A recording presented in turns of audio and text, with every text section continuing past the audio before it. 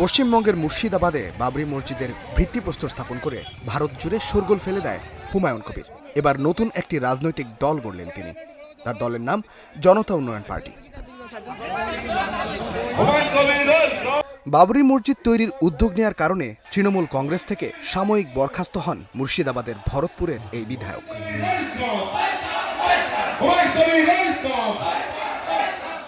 সোমবার মুর্শিদাবাদের বেলডাঙ্গায় এক জনসভায় এই নতুন দলের ঘোষণা দেন হুমায়ুন। হলুদ, সবুজ ও সাদা রঙের পতাকা উন্মোচনের পাশাপাশি প্রকাশ করেন দলের ইশতেহারও। জনসভায় হুমায়ুন বলেন, ২০২৬ সালের বিধানসভা নির্বাচনে রাজ্যের ২৯৪টি আসনের মধ্যে ১৩৫টিতেই প্রার্থী দেবে তার এই নতুন দল। নিজে লড়বেন রেজিনগর ও বেলডাঙ্গা থেকে। দলের প্রতীক এখনো চূড়ান্ত না হলেও তার পছন্দ টেবিল। তবে নির্বাচন কমিশনের অনুমোদন না পেলে জোড়া গোলাপ বা দলের পতাকাই হতে পারে দলটির প্রতীক। ২০২৬ সালের নির্বাচনে অন্তত ৯০টি আসন জিততে চান হুমায়ুন। তার দাবি, তৃণমূল বা বিজেপি এখন সংখ্যাগরিষ্ঠতা পেলে বাবরি মসজিদ নির্মাণে কোনো অগ্রগতি হবে না। তাই অন্য দলগুলোর জন্য সরকার গঠন করাকে কঠিন করে তোলাটাই জনতা উন্নয়ন পার্টির লক্ষ্য।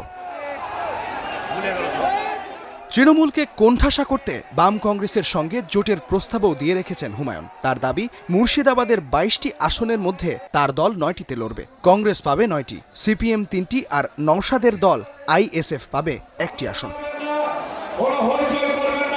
তবে বাস্তবে নতুন এই দলটির সাথে জোট গঠনে এখনও কোনো দল আগ্রহ দেখায়নি। বিতর্কিত মন্তব্যের কারণে এর আগেও তৃণমূল থেকে বরখাস্ত হন হুমায়ুন। একসময় বিজেপিতে যোগ দিলেও পরে ফেরেন তৃণমূল কংগ্রেসে।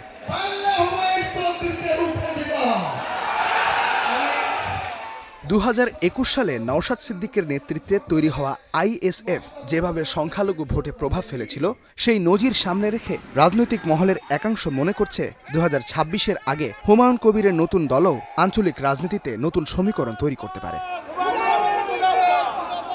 ইস্তিহাদুল মাহমুদ, স্টার নিউজ।